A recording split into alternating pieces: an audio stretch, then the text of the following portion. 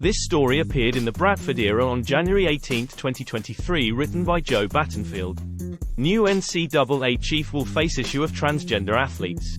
Former Massachusetts Governor Charlie Baker will be walking into a buzzsaw of controversy over transgender athletes in his new job as head of the NCAA. A group of women athletes is now threatening to sue the NCAA over its policy of allowing transgender athletes to compete in sports like swimming and volleyball. The group claims the NCAA is violating Title IX, allowing women to participate equally in all sports by allowing transgender females, athletes that were born biologically as males, to compete against women. The issue of transgender athletes competing in college sports has sharply divided the country, and the politically moderate Baker could soon find himself squarely in the middle of that squall. And you thought he was walking into a cushy job? The policy at the NCAA has been in effect since 2010, but more than a dozen states have enacted bills preventing some transgender athletes from competing in sports, making it a hot-button issue across the country. The protests by women athletes last week was aimed at pressuring NCAA leadership to change their policy, but so far the college sports organization is refusing to budge. Baker, who takes over in March, will be earning every penny of his estimated $3 million salary over this one. The former Republican governor may find himself pining for the good old days when all he had to deal with was COVID and mask mandates. There are some clues as to how the normally cautious Baker may lead on this issue.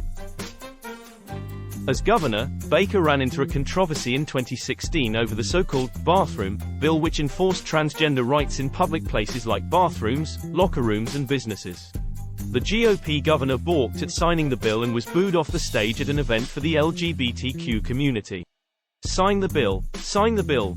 Supporters chanted at Baker, who decided to leave the stage rather than continue to be booed.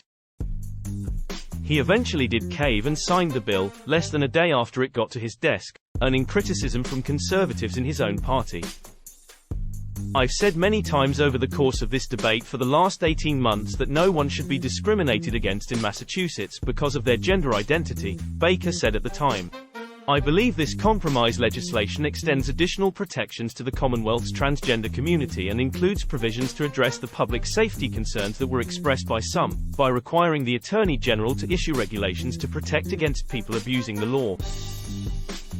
At the protest last week, former Kentucky swimmer Riley Gaines noted that she lost the women's 500-yard freestyle to Penn's Lia Thomas, the first transgender woman to win a national title. "We intend to personally tell the NCAA to stop discriminating against female athletes by handing them a petition that we have garnered nearly 10,000 signatures on in just a couple of days," Gaines said. What do you think?